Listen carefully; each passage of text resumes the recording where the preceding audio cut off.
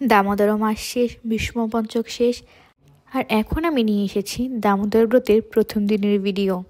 শুধু প্রথম দিন নয়, আছে শেষের দিনের ভিডিও।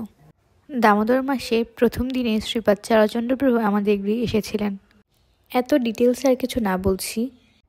এইবার দামোদর ব্রত উপলক্ষে সুদর্শন অনেক বেশি এক্সাইটেড ছিল। দামোদর ভগবানকে দেখানোর জন্য ও নিজের হাতে মাটির প্রদীপ তৈরি করেছে এবং দামোদর ব্রত পালন করেছে। যেহেতু 1 মাস আগের ভিডিও, তাই অনেক ভিডিওই ডিলিট করা হয়ে গেছে। এবার চলে আসি একদম লাস্টের দিনে। ভীষ্ম পঞ্চক ব্রতের শেষে ভগবানের জন্য ব্রত সমাপনীতে সিম্পল কিছু রান্না হয়েছিল। এরপর আমরা সবাই মিলে ব্রত সমাপনী করি।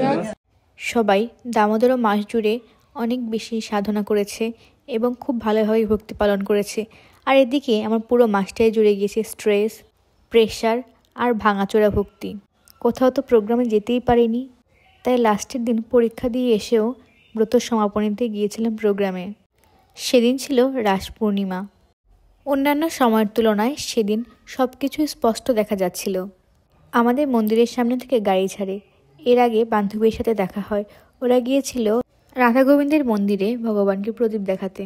এই দিনে আমাদের গ্রামের সব মানুষ ওই মন্দিরে গিয়ে ভগবানকে প্রদীপ দেখায়। আর সেই দিন রাধা গোবিন্দের বিগ্রহ চেঞ্জ করা হয়। আর পাশে খিচুড়ি রান্না হচ্ছিল। যারা যারা গিয়েছে সবাইকে খিচুড়ি দেওয়া হবে।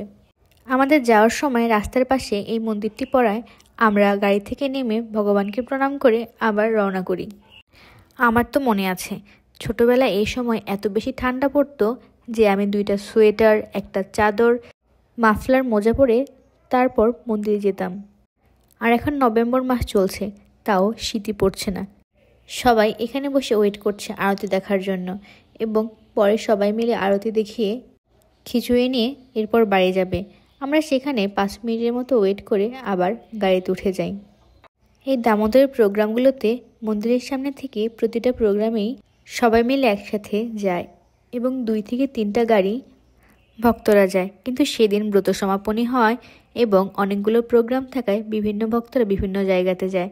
আমরা গিয়েছিলাম জয়পাড়া প্রোগ্রামে। গিয়ে দেখি সন্ধ্যা আরতি হয়ে গিয়েছে, তাই প্রভু গিয়েই পাঠ দিতে বসে গিয়েছেন। গত বছর জয়পাড়াতে একটি দামোদর প্রোগ্রামে গিয়েছিলাম, কিন্তু যাদের বাড়িতে প্রোগ্রাম হচ্ছে প্রায় 10 বছর আগে তাদের বাড়িতে প্রোগ্রামে গিয়েছিলাম। এরপর আর যাওয়া হয়নি। জয়পাড়াতে গিয়ে অনেক ভক্তদের সাথে অনেক কথা হয়েছে। অনেক দিন পরে সবার সাথে দেখা হয়ে বেশ ভালো লেগেছে।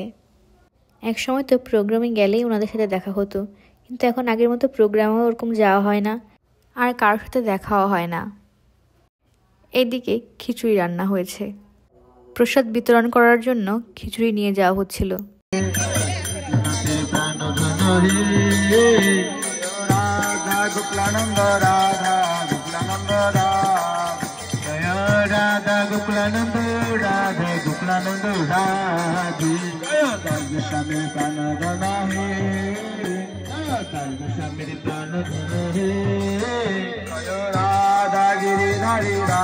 রাত তখন প্রায় 10:30 বেজে গিয়েছে।